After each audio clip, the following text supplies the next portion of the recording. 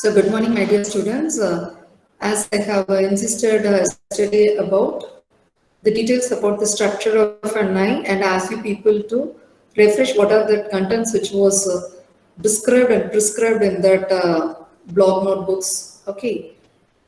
And just I am going to review all about what the contents which you discussed in yesterday's class about the consent course. Okay. We discussed about what's the course objectives of this digital image processing course and what's the course outcome which you are going to yield out at the end of the course. Okay. In the yesterday's class which you discussed about just as an intro about what's digital image fundamentals, what's image enhancement, restoration, segmentation, compression and recognition technique. Okay. And we will discussed about deeply about the steps of digital image processing components. Just I have highlighted an elements of visual perception. Regarding the sensing and acquisition, I ask you people to refer those principle of operation for the sensors which was prescribed in that one. And you already know about the sampling theorem and conditions and constraints for it. How far it has happened in that image sampling and quantization process.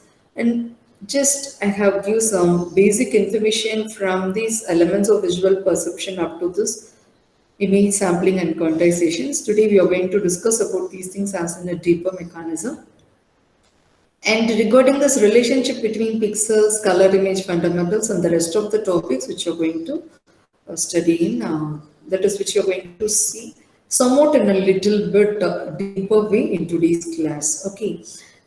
And followed with the things I have planned to present to people about how for that not only that enhancement, the processing of pixels in the spatial domain is carried out and how it is performed in frequency domain. Okay. So we have planned, we plan to have an session of 1 hour 15 minutes and have a break in that way. Okay. So my humble request and strict condition, okay, request condition is always needed from a teacher to an student. Okay. Once the prescribed time is informed, okay, you please be in time. Okay. Some of them might have a disturbance or problem in your network issues. I never say no for it. Okay. But all are requested to be in time. Then we can have much more time for us to discuss and to know much more deeper knowledge about this digital image processing. Okay. I ask you people to refer the materials which was posted regarding the structure of a human eye. Are you all referred? So today we are going to discuss about the structure of a human eye. It's very clear, eye is a sphere with an average diameter of approximately 20 mm. There are three membranes present in an eye, namely the cornea, sclera, and the retina. So cornea is present in the posterior part of an eye. My dears, I ask you people to check now whether this mode and representation is clear or. So yesterday you all might have sketched about the structure of a human eye. Okay, it's very clear. Eye is a sphere with an average diameter of approximately 20 mm. There are three membranes are present in an eye, namely the cornea, sclera, and the retina. The cornea is present in the anterior part of an eye, whereas the sclera is present in the posterior part of an eye. Okay. And below to an sclera, your retina is present, and in between the sclera and retina, that choroid layer is present in that way. Okay, that's a lens. Okay, that lens fibers is extended towards and both sides of that anterior part of your eye as in ciliary muscle and ciliary bodies. That is in blind spot, fovea, and vitreous humor, and other things are there. Okay. As it was very clear, it is not that much dia in that way. It's just as an approximately of 20 millimeter. Okay, three membranes are present in an eye. They are sclera, cornea, or outer cover, and cornea and retina are encloses the eye. Okay, so the cornea and sclera. So the cornea and the sclera are present in the outermost layer of an eye, whereas the choroid and retina is present in the innermost part of an eye. Okay, and here this cornea is a tough transparent tissue that covers the anterior surface of the eye. The spot is not an opaque one, okay, but it is a tough and transparent one, wherein which all sort of light information gets goes through it. Therein, your details gets reflected back for our perception at this point. Okay, this is a tough and transparent part of it, whereas this sclera is an opaque one. So continuous with that cornea, the sclera is an opaque membrane that encloses the remainder of that optic globe. Okay. Then as I have already stated that choroid and retina is in encloses the rest of the part of the eye and it is present in inner part of an eye. The choroid lies directly below the sclera. This membrane contains a network of blood vessels that serve as the major source of nutrition to that eye. Okay. So there is a bundle of blood vessels which are helped to make as a nutritious things to that entire part of an human eye is raised from this choroid. It is an internal part of an eye. So it lies directly below the sclera. It consists of a network of blood vessels. It serves as the major source of nutrition of the eye. It is heavily pigmented and helps to reduce that amount of extraneous light entering that eye and backscattered within that optical globe. Okay. At its anterior end, choroid is divided into ciliary body and iris diaphragm. Okay. So there are three membranes in the structure of an eye, namely the cornea and sclera is an outermost part of an eye. Choroid and retina is an innermost part of an eye. This cornea is a tough and transparent membrane, where the sclera is an opaque membrane. The choroid consists of a bundle of blood vessels. It itself can serve as a nutritious food for this entire part of the circulation of an eye. Okay. So not only the purpose of this choroid, it itself extended towards an anterior portion as an ciliary body and iris with the ciliary muscles. Okay. The purpose of the choroid is it's somewhat a thicker sheath. Okay. The structure itself is shown as in a thinner way, but as in a physical way, it is an thick sheet which protects an extra amount of light which falls at a part of an eye. Okay, it will permit only the wanted amount of light to perception. Rest of that light energy gets reflected back where it gets access from the source. Okay, and as there is an extension of this choroid in ciliary body and iris there at an anterior one. So the iris purpose is to contract and expand to control the amount of light that enters the eye. So by nature, as while we are perceiving something, okay, as by means of natural perception of our human eye, even if it is some extra light falls on our eye, naturally our eyelid gets closed often. Okay, such a contract only because of this contraction and expansion of this iris. Okay. Now the central opening of the iris, it named as pupil, it varies in diameter from 2 mm to 8 mm. I request you all to understand those functions of each and every details which are present in a human eye. Okay, then you are requested to have a head on each and everything. Okay, well, presenting the structure of a human eye, you need to present over what's the dia of it, what are all the things which are present in that one, and what's the function of each and everything. Okay, so that what again here, the average dia of that sphere of the eye is of 20 mm, whereas the central opening of the iris is varies from 2 mm to 8 millimeter. This one, it has for our expansion and contraction of our eye. Okay. The front of the iris contains the visible pigment of eye, whereas the back contains that black pigment. Okay. You keep see that structure of an eye is Front part of an iris is held for an visible pigment, whereas the back part of that iris is supported for an dark pigment or an black pigment, which means that absence of your light. Okay. Here the lens is made up of concentric layers of fibrous cells and is suspended by the fibers that attach to the ciliary body. Okay. So this is the lens, what they might have stated, that fibers gets extended towards the ciliary body. Okay, through which lens around which you're able to see. It has a concentric layers of fiber cells and attached with the ciliary body. Okay, and what are the things, that is, what are the components which are present in the lens is very important. It contains of around 60 to 70% of water, 6% of fat, and more protein than any other tissue which is present in an eye. Okay, so the lens is made up of concentric layers of fibers. It itself contains 60 to 70% of water and 6% of fat, more than any other tissue in that eye. Okay, and the lens itself is colored by a slightly yellow pigmentation that increases with the age.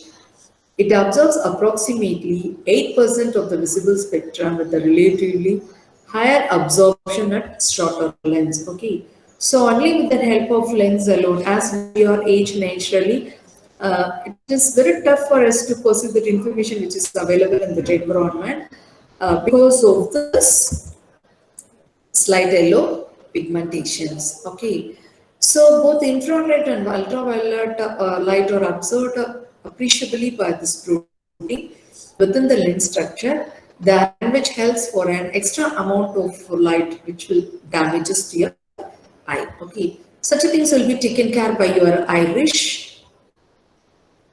So increased amount of innermost membrane of the eye is in retina. It lies inside of the wall. At present, it's an entire posterior portion. Okay.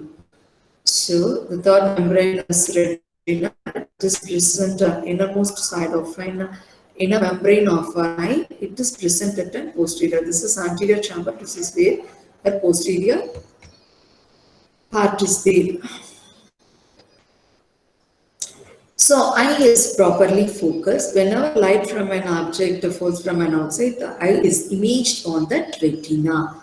Where our information picture gets imaged in our eye, only in this retinal part.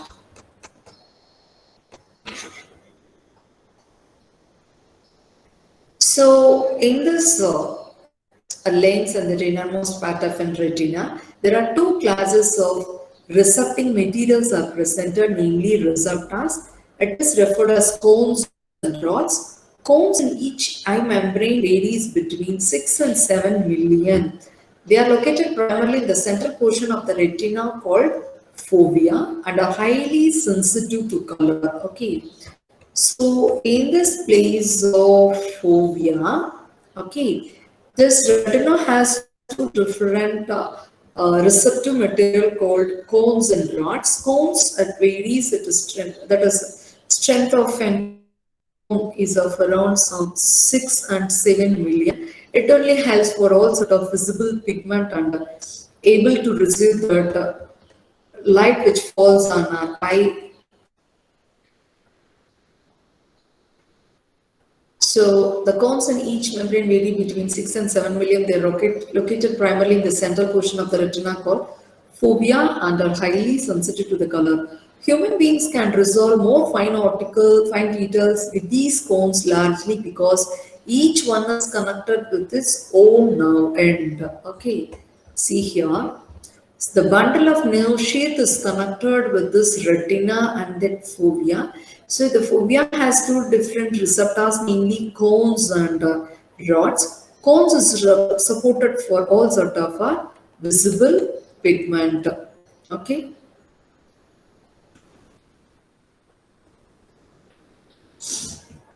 That is, it can resolve more fine details because it is connected with an fiber.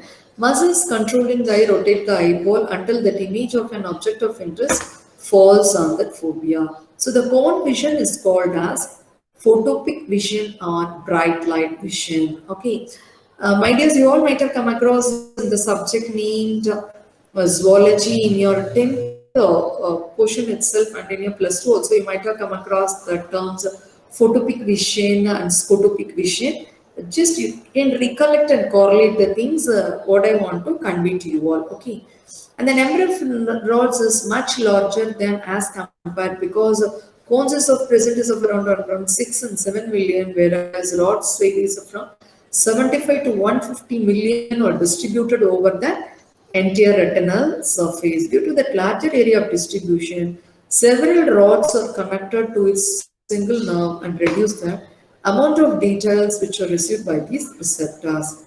And these rods are not involved in a color vision and are sensitive to low levels of illumination, whereas cones are sensitive to high levels of illumination. Okay, that's what the high level of illumination is referred as photopic or dim light vision, whereas these rods are involved in color vision and are sensitive to low levels of illumination. For example, objects that appear brightly colored in daylight, when we see the same thing at moonlight, it appears as in colorless form. Suppose if you are view certain things in that nature of a sunlight, if you view that wall is normally it was washed with a white color. Okay, when if you view those white color wall in the daylight, such a brightness is visible to our eye in a better way. But if you are seeing the same white wall and that moonlight, then it appears as in colorless forms because of the presence of these rods as it gets stimulated. Okay, such a phenomenon is referred as photopic or dim light visions. The absence of receptors are called as blind spot. Okay, as I have already stated that the retina has two different recepting materials, namely cones and rods.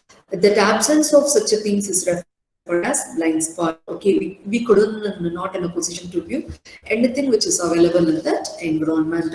This is about a structure of an eye.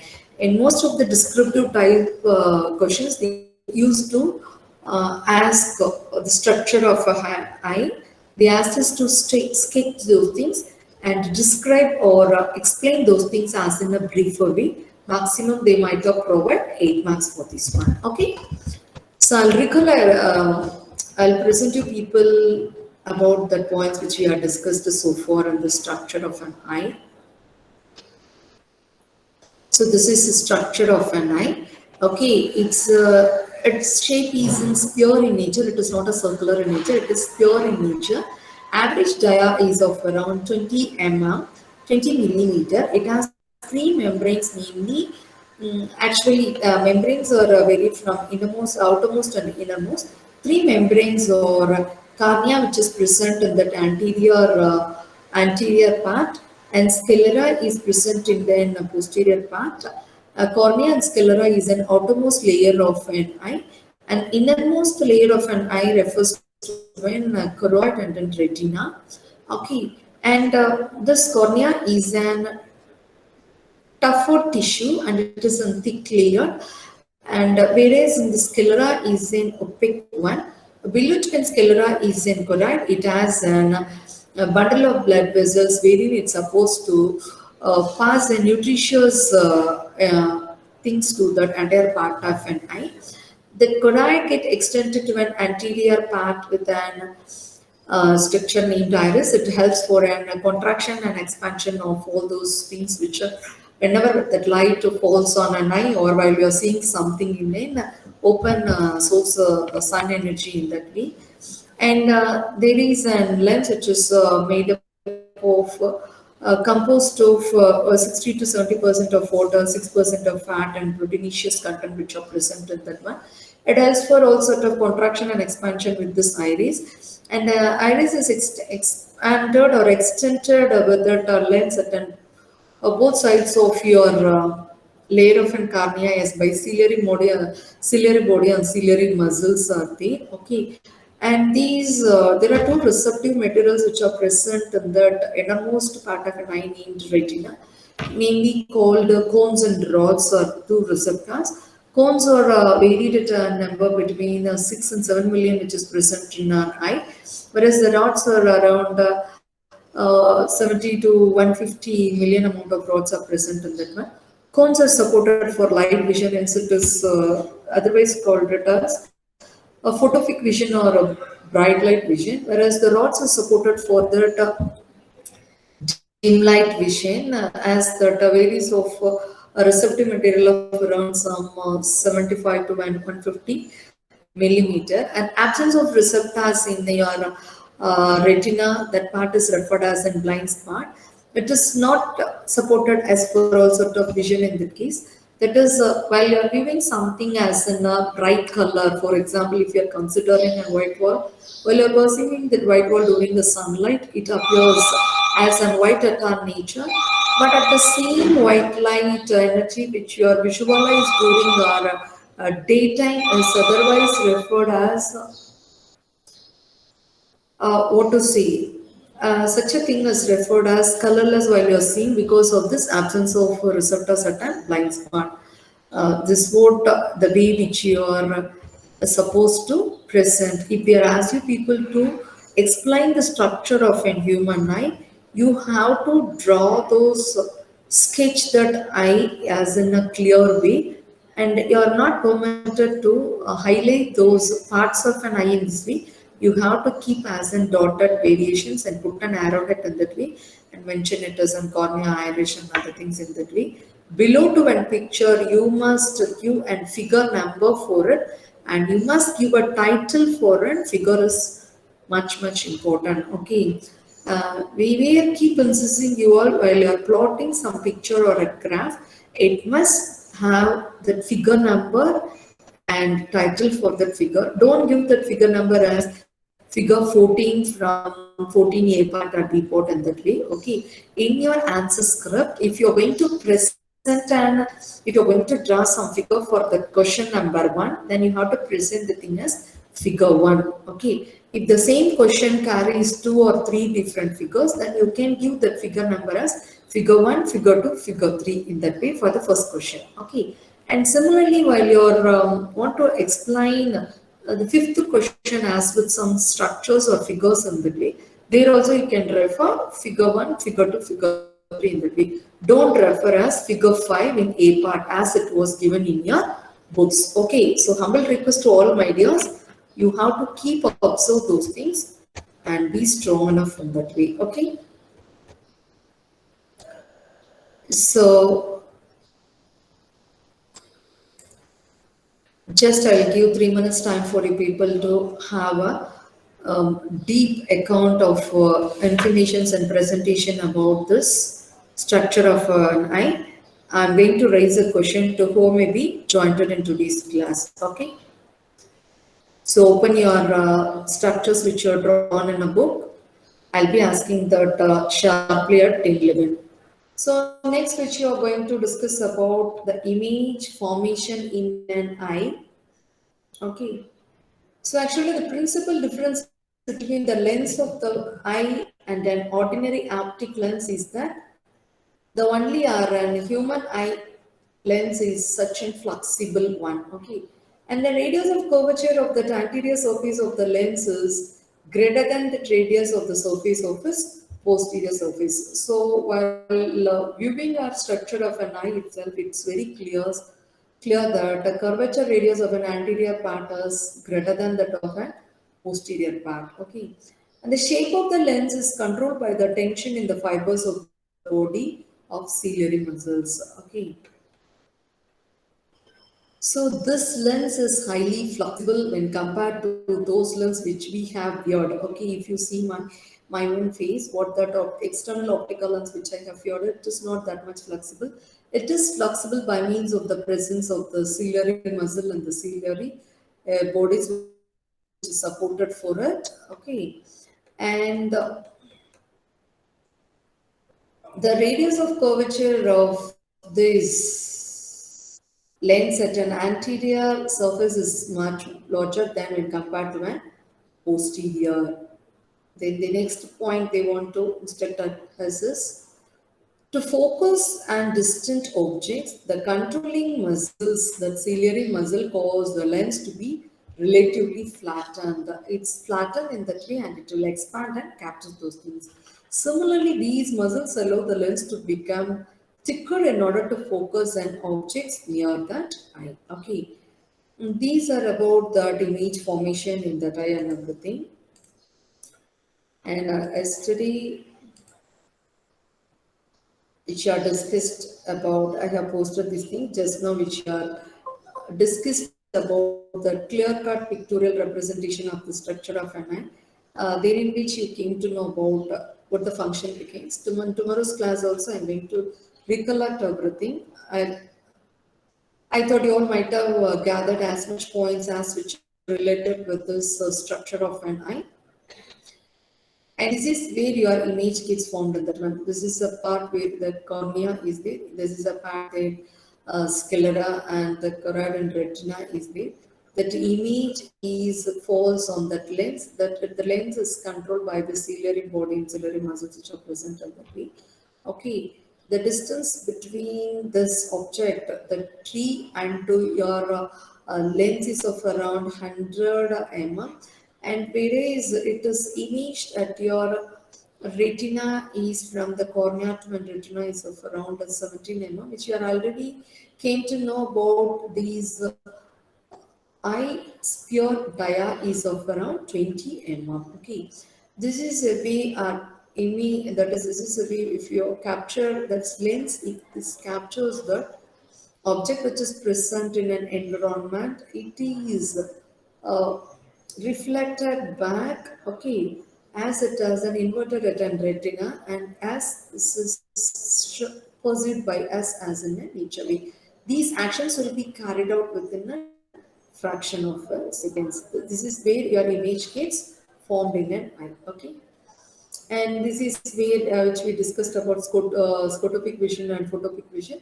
This is supported for cone vision and this is supported for rod vision. Okay, in what way the range of this brightness and uh, how to say adaptiveness gets varied is shown in this graphical point. And wait, this is where our explanation is here. The next thing is just I'm going to recollect you people about what's the terminology between the light, luminance, brightness, and contrast. So light is an electromagnetic radiation that stimulates our visual response. It is expressed as a spectral energy distribution L of lambda, whereas the lambda is in wavelength that is lies in the visible region of 350 nanometer to 780 nanometer electromagnetic spectrum. So light received from an object can be written as I of lambda is rho of lambda into L of lambda, where L of lambda is the spectral energy distribution, whereas I of lambda is that light energy which you are going to be receiving that way. And the rho of lambda represents the reflectivity or transmittivity of any object. Okay. L of lambda is the incident energy, light energy distribution of the things. The illuminance ranges from 1 to 10 power of 10. Okay, as we have already discussed about, there are two receptors which are present in an eye, that is in a retinal part of an eye. One is cone, another one is rods. Rods are supported for scotopic vision, and cones are supported for photopic vision. The number of cones which are present is 6 and 7 billion in a number which is shorter and thicker in that way, whereas this counts of around some 150 million number long and very much thinner in a way. Okay, this difference between the scotopic and photopic vision and the presence of receptor is much important. You can give your 2 marks answer in a better way. In the intermediate region of illumination, both rods and cones were active and provide other kind of vision, namely mesophic vision. Okay, this is where it is not an absence of cones and rods, it's a combination where in which that middle band you can get such a kind of visions in that way. Okay. The cones are literally connected by horizontal cells and have a forward connection with your bipolar cells. You no need to get that much deeper presence of cells which are presenting in that way. Rest which you're going to discuss in forthcoming things. Okay. So, in this introduction about the structure of an eye, we will stop at this point.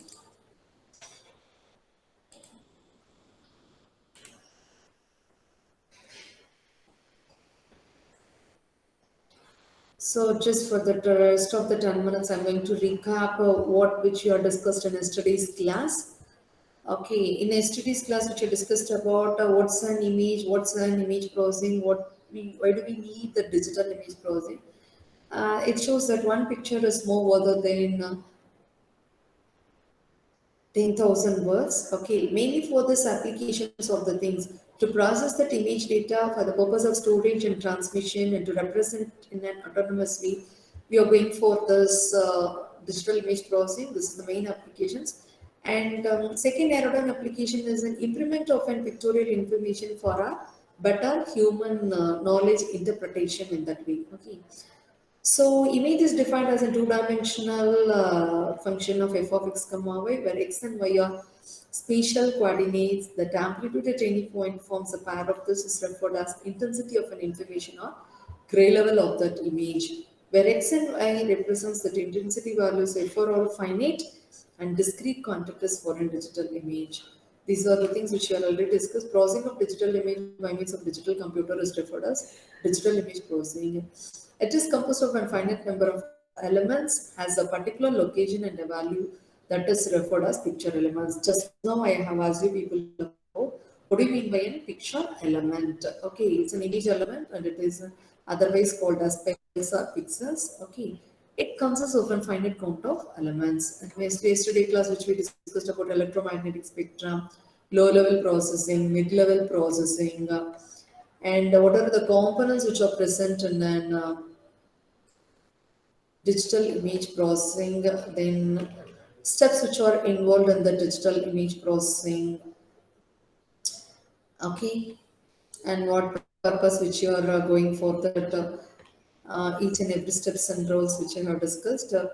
And we are segmenting that information either by age or by means of region.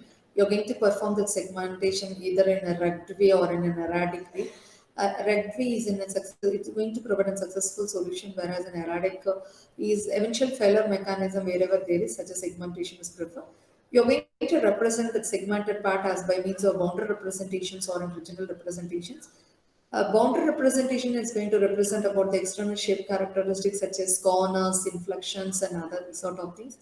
Whereas the regional representations are supported for the internal properties such as your texture, skeletal shapes, and other things. The perceived informations may be represented by attributes such as brightness, colors, and edges in the way. The primary goal of an image processing is how you're going to perceive that information, how you're going to quantify the things and represent the same thing in that way. Okay. Just now, which we discussed about the luminance and prominence in that previous image formation in that time, it was represented as in a functional way. For an eye, the luminance is represented as a bell-shaped curve. It is a normal distributed curve in the way. This is where our visible region was 350 nanometer to 780 nanometer. Okay, where the gamma represents the characteristics where it is scotopic or dim light vision in the way. Okay, it's very clear luminance of an object is independent of the luminance of that objects. Okay, whereas the brightness of an object is the perceived luminance, how far which able to perceive that brightness level which are present in an environment when the light energy falls on an object. Okay, and it depends upon the luminance of the surrounding also. Okay, so the two different objects with different nature could have an identical luminance but different brightness of the. Okay, luminance might have been that identical, but the brightness case differs. It's a very important effect which was happen in an image processing as Mac-Band effect, where it came to interact that luminance as a spatial way. So spatial interactions of luminance from an object and its surroundings create a phenomena called the Mach band effect. Okay, if there's a gray level information, it is a distance where the luminance and brightness values is falls in that way. Okay, this is referred as a Mach band effect, which you're plotting that distance with respect to one luminance and with respect to one brightness for entire sort of gray levels. In the yesterday's class also, which you discussed about, the pixels are represented as a 3-bit thing. So to power of 3 is refers an 8-bit representation. The image processor which helps to represent each and every picture element as an 8-bit processor, and its size of an image is represented as 255 by 255. Okay, since 2 power 8 is 256, the image range varies from 0 to n minus 1, 0 to 256 minus 1 is 255. Okay, so it tells for the response, measures the response of the visual system in spatial coordinate, can be used to estimate the temporal response of a visual system. Okay, this is where our map band stands. This is our dark band. This is a bright band. Okay, this is where the brightness and luminance varies in that way. It just shows up for that visual response of a natural light. As I have already stated, it is a bell-shaped curve. The response H of n is represented in this way. So the purpose of the negative lobes is going to manifest that visual phenomena known as lateral inhibition. So impulse response values relatively spatial weights depends upon your receptors, namely rods and cones in that way. Okay. This is another form of representations as for a monochrome vision model. No need to go for in such a deeper way as it is prescribed as a mathematical way as in your angle gauging. Just have an information when light energy falls in the structure of an eye, you can able to get a spectral response. The luminance is represented with your cone response and with your rod response of that. That such a luminance of an image is represented as f of x comma y. Okay, there it gets in only just as a representations of your models which are. This is for you came to know before which you are going to get a knowledge about a color image enhancement. Okay. This is about a simple image formation model. We already came to know x comma y is in spatial coordinate. The image is defined by an two-dimensional coordinate, namely f of x comma y. That value of an image might be of infinite. It lies in between zeros and ones. That image might have possess two different uh, components, namely luminance and illuminant. In yesterday's class itself, also we have discussed.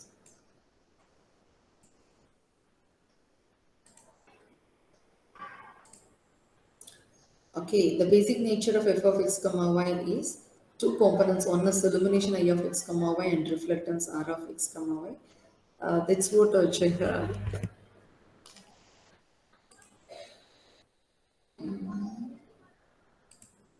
presented here. Okay, so that image f of x comma y is I of x comma y into r of. This is an illuminant components and this is your reflector components. Okay, illumination to be of infinite and reflectance must be having that possesses maximum brightness is its own total reflectance. Zero represents your complete darkness, wherein which your brightness is completely absorbed, since it is referred as total absorption. So the intensity of a monochrome image at any coordinate can be denoted as Ls f of x comma y naught. So L lies in between L min and L max. It is in positive net to be of infinite. Okay.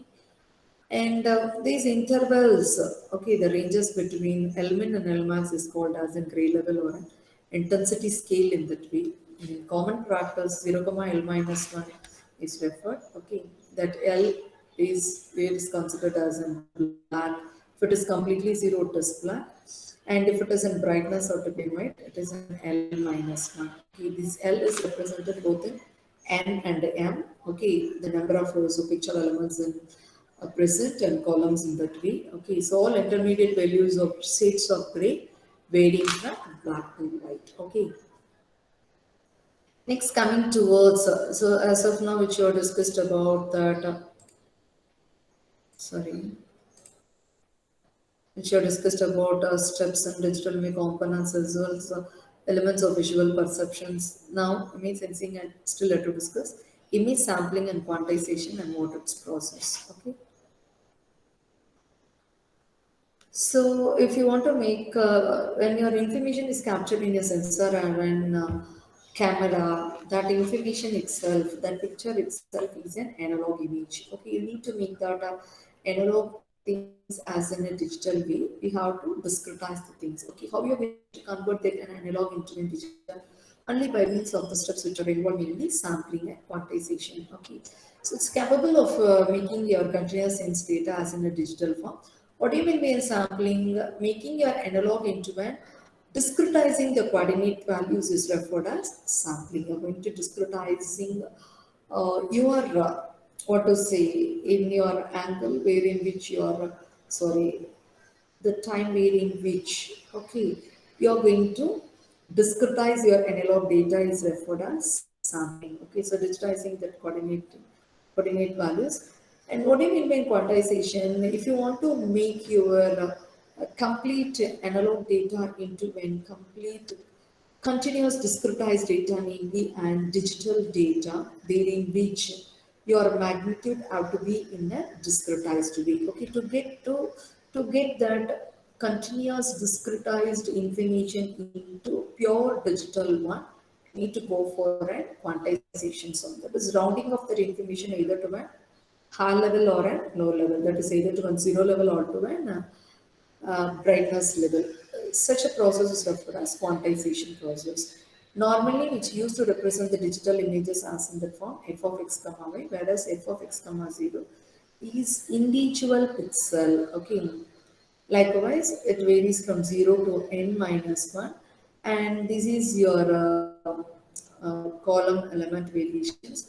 And this is where this f of 0 comma 0 varies from f of 0 0 to f of m minus 1 comma 0 as in the row wise. Okay, this is where your magnitude plays a role. So digitization process is values of m by n and n. Yesterday with that Word document which I have discussed, what's that k and n there. So that L level represents 2 power of k. Discrete levels are equally spaced and there are integers in that interval 0, L minus 1. These range of values are spanned by the gray level, which is referred as dynamic range. Okay, the range of values spanned by the gray level is referred as dynamic range. Okay, range of values which is spanned by the gray level is referred as a dynamic range. The dynamic range of an imaging system defines to be the ratio of maximum measurable intensity to that minimum detectable intensity, wherein which your information gets spanned up or scanned to get an maximum measurable quantity, as wherein which you're going to be detecting that one. Okay. So the upper limit of a dynamic range is referred as in saturation. The lower limit is referred as in noise. Okay. Next, what do you mean by a term contrast? The difference in intensity between the highest and lowest intensity levels in an image is referred as contrast. The difference in intensity. Okay, the light, whenever the light energy which falls on an object, okay, such an information is referred as an intensity or luminant quantity. Okay, so wherever there is a difference in between the intensity between the highest intensity and lowest intensity level is referred as a contrast of an image. So if you keep increasing the dynamic range, naturally a contrast of an image also gets increased. What actually your dynamic range? Actually, the ratio between your maximum measurable intensity to one minimum detectable intensity. Okay. So if I keep increase your contrast range naturally, dynamic range naturally, the contrast of your image information gets increased. If you keep reduce the dynamic range, what happens? You are going to get that faded out details of a gray level. Okay. So usually whenever it's you're processing an image, the size of an image is stored in the processor. Okay. How it is stored in the processor? The number of bits to be stored is represented as B, which is M by N by K. Okay. Where M and N represents the number of picture elements, size of it. And that equation becomes, if both are equal, same quantity. If you're considering the size of an image is 255 by 255, then this M and N be the same. Naturally, the number of bits which are required here is B is equal to N squared K. Okay. So what happens as based upon that N, the bit which you're going to be stored. Okay. The storage recommends about 8-bit images of size 1024 by 1074 and higher are not significant. It's very tough for you people to understand the range in that way. Okay. At this juncture, because I was started the class at 10 9:38. I'll stop up to this moment. Okay, because overfeeding you all, it won't encourage us to go for an further sort of things. Okay, thank you very much, my dear students, for